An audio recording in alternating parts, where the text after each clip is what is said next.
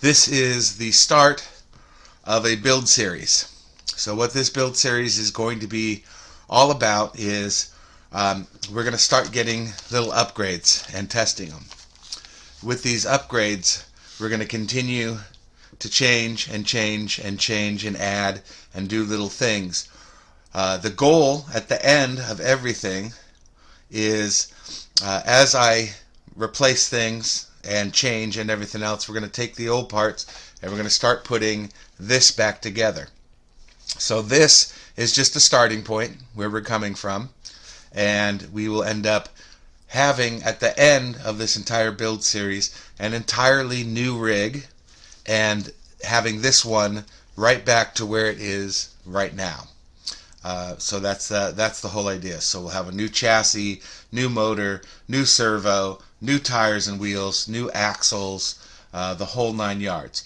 So the idea is of this whole thing is, I had a thought of, yes, it's great to get the RTR and everything else, but once I have this, I have a controller and I have the receiver ESC, which a couple of things unplugged, this velcros right off and can be switched from rig to rig. So I don't need multiple remotes, I don't need multiple ESCs, all that stuff. It's just this moves from rig to rig, and all you need is the basic rig, right? So from my calculations, in this, just as it sits, I'm sitting, I think, somewhere around $170, $180 for this rig. And there's not that many upgrades to this, right? So the idea is, if we just bought all the upgrades and put the kit together just from the upgrades, can we actually end up saving money? Now, mind you, if I replaced these axles with, say, a $55 axle, well, now we're adding that into that 170, 180. Now we're over 200. Just with that, we are sticking with the same frame. That kind of stuff. So we're still in that $200 or over $200 range with everything, and that's not including a body, which I have got a body. We're going to keep that a surprise and do a whole upgrade video on that. I'm not doing the body right now because we are going to be replacing this frame. And the frame we're replacing it with has magnets instead of pins. So I don't want to cut the body or do anything. I will do all that in a video showing how we fit it, how we glue in, all that kind of a deal. So that's the idea of this, to do the video series where we end up with 2 workable rigs, one that's a little more based off of the standard RTR, which you can get and how you can upgrade it, and one that's probably, hopefully, more of a comp style rig. So in this video, we have got these little things right here. So upgraded shocks. These are the Mohiro. I'm not exactly sure how to pronounce that, but that's what these are. They have no reservoirs. I don't care for the look of the reservoirs myself. I think that they're bulky and it sometimes can possibly even rub on stuff. Just don't like them. That's my personal opinion. If you like the ones with reservoirs, by all means get the reservoirs. So these were under $20 to get in Amazon special. So let's go ahead and open this up and see what we get. So one of the things I noticed right away is they've given us 9 screws and we only need 8. So we get 1 extra screw. So that's a bonus as far as I'm concerned, right? We get multiple springs of different tensions. I believe the ones that are on are the lightest, but we're not 100% sure. These are adjustable, so you can adjust it here. You see that? Just adjusting. As you may or may not see here, we're getting full droop here. So it's all the way bottomed out, full droop. We're running no springs as a belly dragger, and I tend to like that myself. But we're going to stick these on with the springs on and test it, and then I'll probably take the springs off and we'll test that also. So there will be parts of this video where we're not showing everything. Okay. It is important to note on these that there are two sides. These ball joints are kept in by little O-rings, okay, and you take this O-ring off and the whole ball comes out that way. So this is wider, this is narrower. It's very important when you put these on your rig that you keep this wider side to the outside where the screw's going in.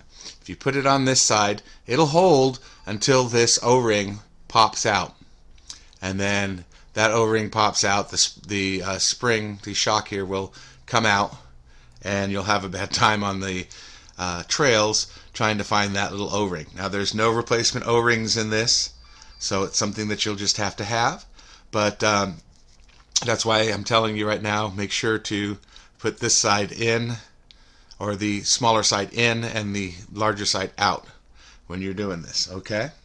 So we're going to go ahead and put these on. If you're not sure how things go on and off, we'll do a quick one, and then we're going to, of course, cut to the video when we have all these on. So I'll show you one. So you just take off our wheels.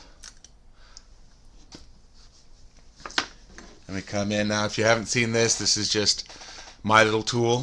Saves me money by just finding an X-Acto and putting in your Allen wrench straight into it.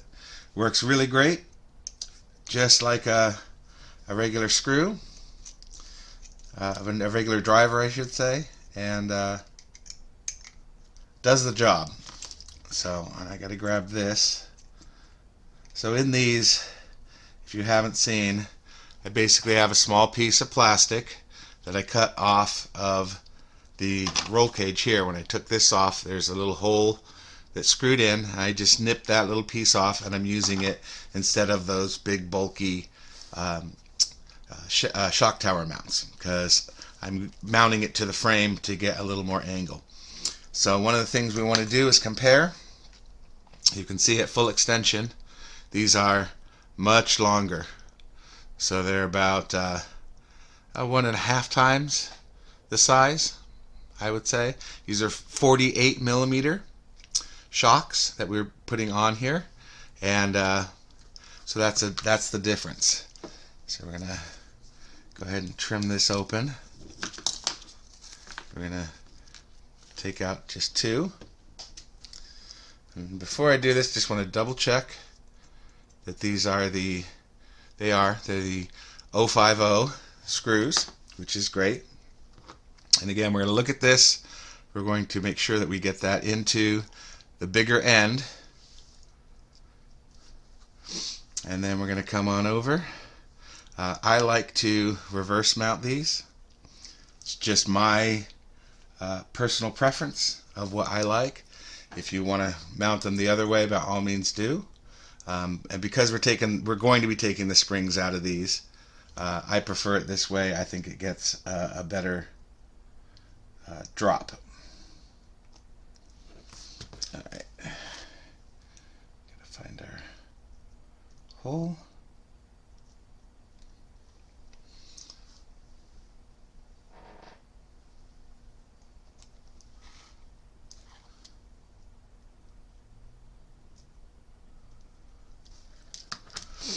Having a little trouble seeing.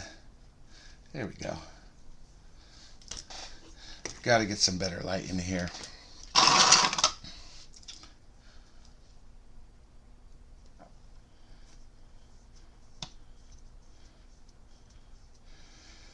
And this just screws right into the existing hole, just like that.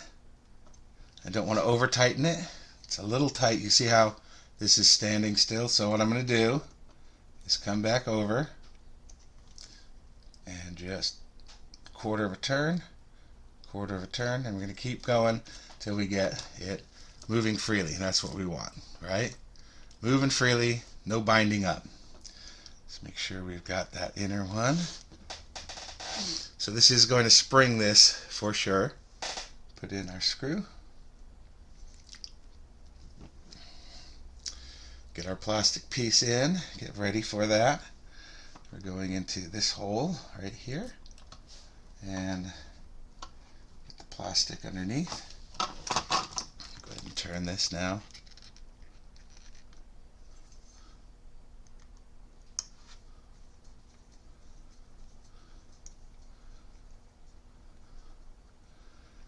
And again, because this is going into plastic, you don't need to wrench down on these, right? We're just trying to make it snug because it's going into plastic. It's not going to back out. That's the important thing to know. So now you can see here how much difference we're going to get. So it still compresses just a little less compression, a total compression, than what we get with the standard ones. But it definitely brings everything up. Now this is way more than I want, for sure. But we're going to do this for this. So I'm going to go ahead and get the rest of these on, and we'll get right back to the video. Alright, we're back. As you can see here, this is really way sprung up, right? Super sprung. Oops, just shot spring. Definitely not what I want. We got some softer springs here. These are definitely, well, maybe not definitely, but they definitely feel softer. So maybe that's the key. But again, like I said, that's not what I'm looking for. I actually want it to sit like this, so we're going to take the springs out. Just wanted to show you what putting these in that much does. It just springs the heck out of it. Not what I'm looking for. So we're going to go ahead and take the springs out of these, and then we'll come right back and show you what's gone on. I was going to do a run video with this, but I think this is it's just ridiculous. It looks like a monster truck, even with the body on. It's just too much, you know. These wheels are not even close to big enough to fill up any of that. So we're going to go ahead and take the springs out, and we'll get right back to the video. Alright? I just wanted to show, I took out the black springs, and I put in the very light gold spring, which was the lightest one here. It does spring all the way out, but when you sit it down, it doesn't push up near as much. So if you wanted about that much, so you wanted some, definitely go with the lighter springs. That'll still give you some movement, so that you're not completely sprung out like this, but that it seems about halfway. So this is more what I wanted to do in the very first part, but I've got one spring. So what we're going to do is I'm going to go ahead and take them out and go ahead and run the truck like I like it, which is a belly dragger. But I just want to show you, by the way, putting the springs in can be a bit of a problem because the whole shock wants to compress. You won't have the same problem I have since I'm hanging them upside down. The shaft wants to go down and inside. If you're hanging them normal, you won't have the problem because it'll hang down when you get in the spring. So it's really easy. You just push the spring down. I just grabbed the shaft with my fingers, and it came right off, which is nice. I didn't have to use a wrench or anything. Off the spring comes. Screw that back right on, just like that, tight. Get our screw, make sure we're on that bigger end, putting the screw in, putting it right back into place. Grab our little plastic screw, or plastic nut now, is basically what it is.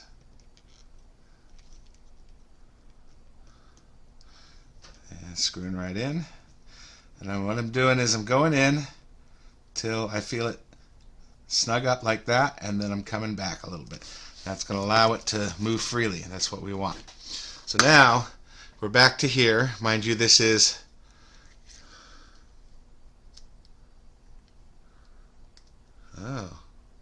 interesting. So this is a situation that does happen when you go with a smaller spring or a smaller deal like this. Is it's actually hitting on the motor. The longer motors, when you get the bigger motor, when you get the bigger motor, the links can hit, and it's essentially what's going on. Because this, well, maybe it's not full compressing. No, nothing's full compressing here. If you're running these your rig outdoors, you may not want to reverse them like this. Dirt can collect in here and then run down into it, so you may not want that for your rig. But this is fine. Now, one of the advantages I did have with these shorter shocks was when it fully compressed and it went down, it only went so far, right? So getting that little bit was great because it didn't allow it to completely unload when I was going up. So this is going to unload as I try to go up stuff. It could be good, could be bad. We're not 100% sure. That's why we're doing this, right? So that we can test stuff, see what's going on, see what happens. So I fully expect this to unload, and basically the solution to that is we'll attach something from here down in through here somewhere to create a limiting strap. So probably the easiest thing to do would be to go into the Y-link here, undo it to get a rubber band around it and around here, and that could make it so that it limits. But we're going to run it as it sits right now and see how it goes. So we'll be right back in the video. We're going to get this all buttoned up, get the tires and everything on, and we'll actually, the next thing I want to show you is probably the articulation. So let me get the tires on and we'll get right back to see articulation. Alright, so I got the wheels on. We're good there. Everything looks good. Happy with the rig. So before, when I had articulation, I basically had 3 and this, right, that I could get up to, just like that. So now I'm going to add a 4th. Easily has 4 tires. I know that seems to be our, so that's quite a bit more articulation that we're getting out of this. Very happy with that. See if it helps. I think it's definitely going to help going over some obstacles, but you know, as you gain certain stuff, you lose other stuff, right? So obviously this isn't insane articulation. I could obviously get more articulation if I took these and moved them to here.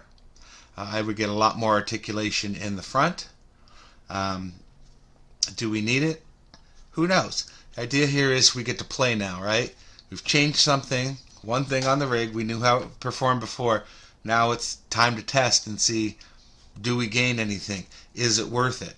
Obviously, like I said, in an uphill climb or a vertical climb, it's going to want to unload, which is not great. That's not exactly what we're looking for.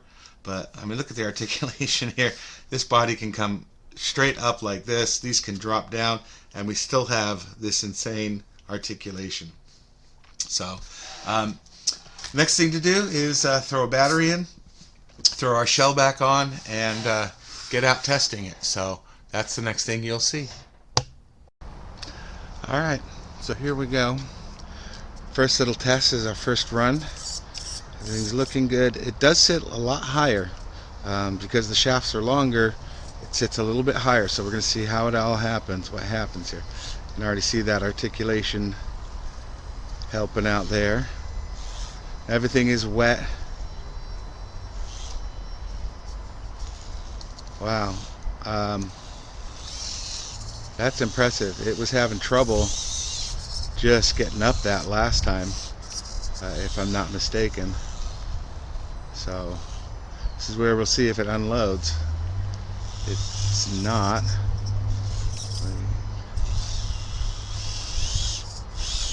Oop, there we go. Straight on up. See if it unloads when it comes down. Oh, you see that? That's a lot of unloading. That's a lot of unloading in the back too. We might have to put a limiting strap in the back too, but I mean, all in all,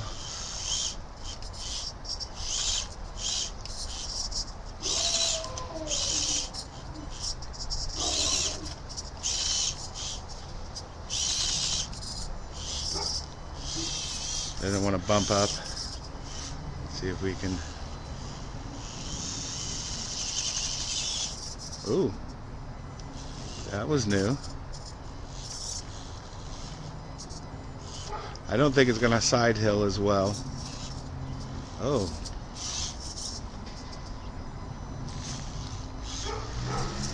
That was nice. Nice and smooth. Straight on up there.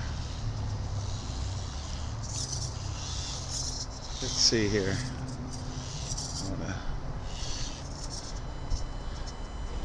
You can see how the articulation is definitely helping in certain situations.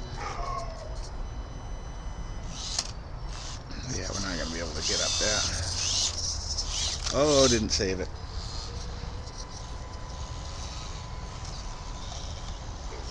Right up and over that. That's nice.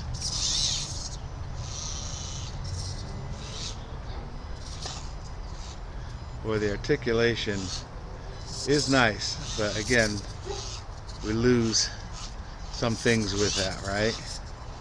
Let's see how it does through here. Let's get this gap. Wow.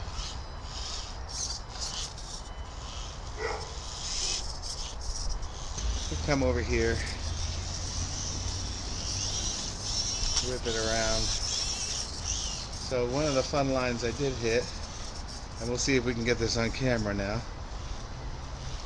So this is where that articulation really helps. Hit the gap. Take this out, drop that tire.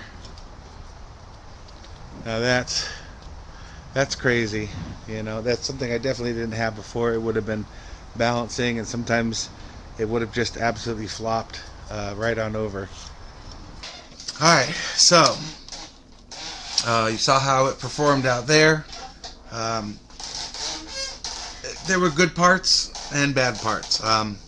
You know, again, it had just rained this morning, so everything out there is wet. There's a lot of dirt and whatnot in the tires. So the tires are one of the things that when we get to the comp style rig that we're going to be changing out. But what I've done, just to show you, is I've really laid those shocks down. You can see that, right? What it's done is it's really dropped that CG really low down, right?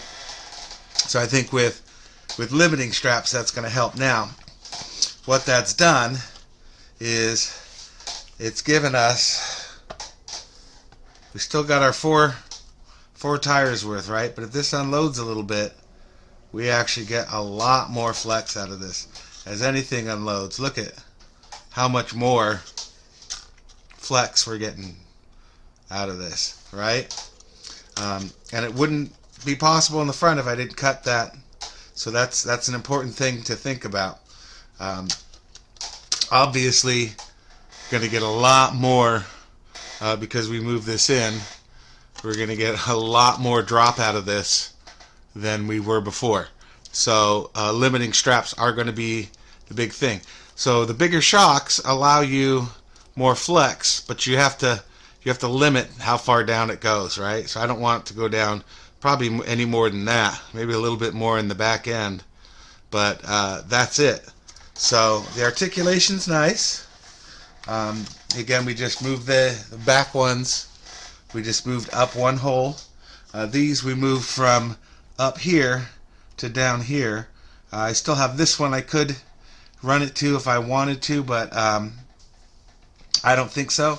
One of the reasons we're doing this is the new frame that's coming, and I'm not going to spoil anything, has a heck of a lot more mounting positions. So they are not going to be this low. They're going to be up higher, but there's a lot more of them, so we'll be able to mix and adjust that kind of a thing, which will be a lot better for something that we're looking at trying to do a comp rig. Now, I've never built a comp rig before.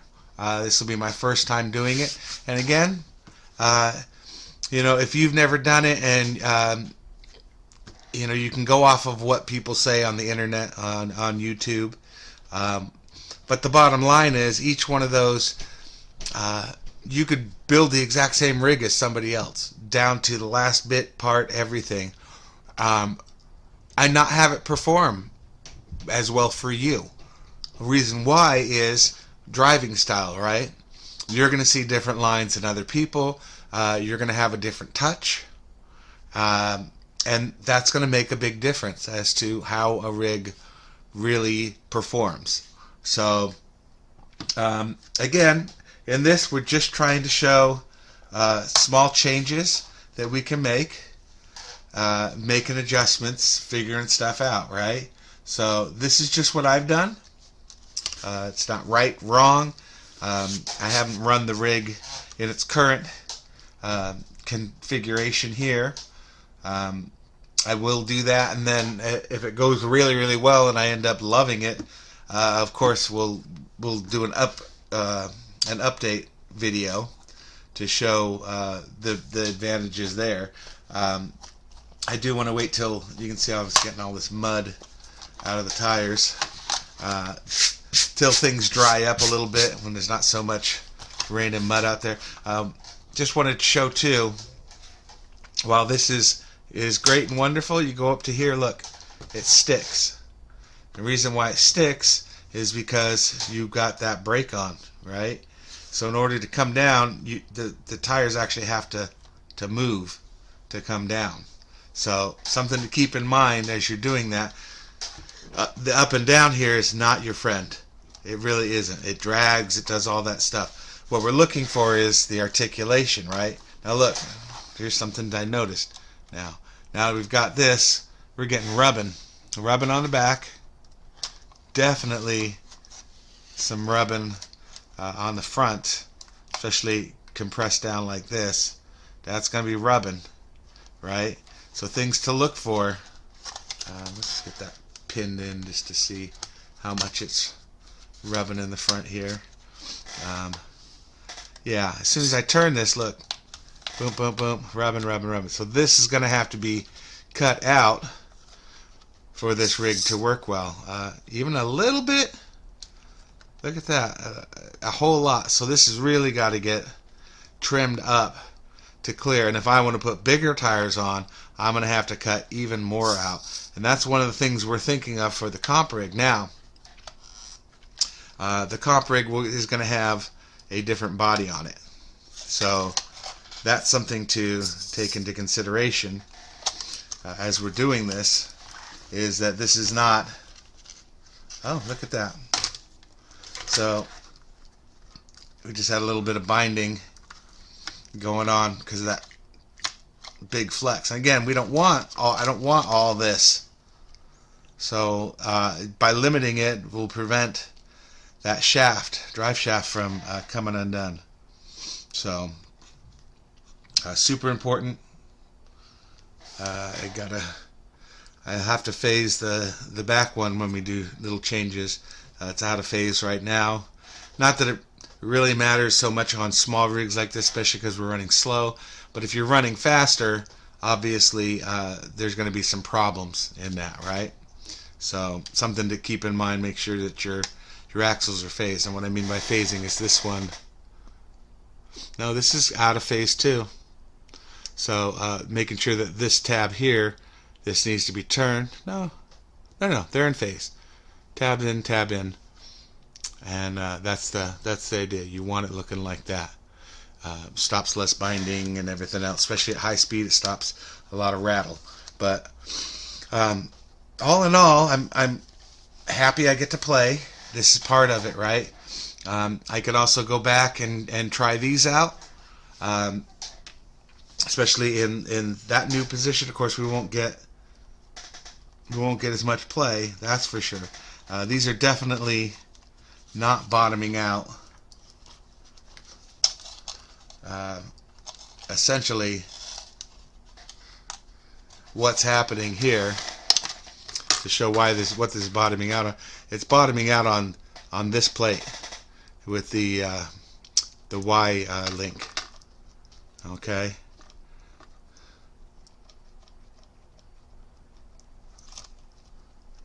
Very interesting.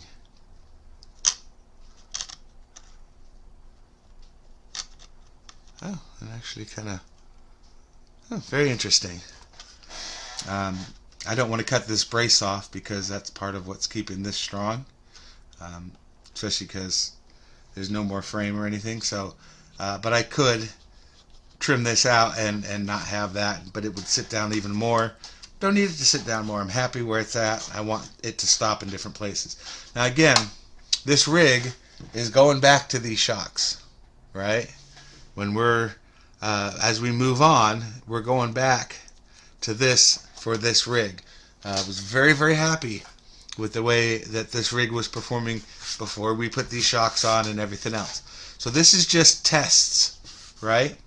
And I wanted to do tests on these shocks because we're going to change chassis and everything else. So I wanted to see exactly what happens when we change things, changing positions, changing all sorts of stuff. Again, this could sit lower in the back, and it did before I put this body thing on, the body brace. And it could actually sit a lot lower than what it was. The frame was actually sitting on the axle. That's how low down it went from being in this position. Just something to think about, you know, in the future. How do I want to play with things? How do I want to do things? All that kind of stuff really can make a difference, you know. I do have a thought on something, you know, that I got it in my brain with Texoma. One of the things that he did was put in a piece of plastic skid plate from here all the way to the front and all the way to the back, right? Now if you do that and go down, it limits how far down this can go. So it might act like a limiting strap. We'll see. I do plan on playing with that idea and trying it out, and I definitely want to give props to him for coming up with that idea and allowing other people to play with that idea, right? So that's the thing about it. And we'll see. You know, we're going to go down this journey together. So that's it for now. See, every time it pops out, that drive shaft. So we're definitely going to have to limit that because we can't have full droop with that. Don't really want the full droop. We want articulation, but not the full droop. And we'll see. Maybe we don't want articulation. We got to play with it and go. Anyways, that's it for this video. I hope you enjoyed it. I hope it makes you want to go out and try different things. If you think in this that the 48s were too long, there's 43s, so that's 5 millimeters shorter. I don't know exactly what the stock are. Not very much, that's for sure. But you see what happens. So hopefully this helps you make your own decision as to what you want and what you want to do and where you want your build to go. So I bought the 48s because I didn't want to go 54. I thought that was way too long. Heard a lot of problems about 54. Obviously we've got some problems here with the 48. So now I'm thinking, hey, maybe I should have gone with the 43s myself. But you live, you learn. Luckily, it's not that expensive. I could, in the final build, add in additional shocks and buy another set that's shorter and test those out. But for right now, we're going to get into that build later. So stick around, like and subscribe.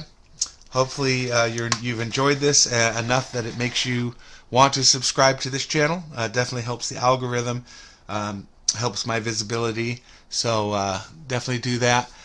So that's it. Go make it. You can do it. Have fun tweaking with it and exploring and going through this journey together.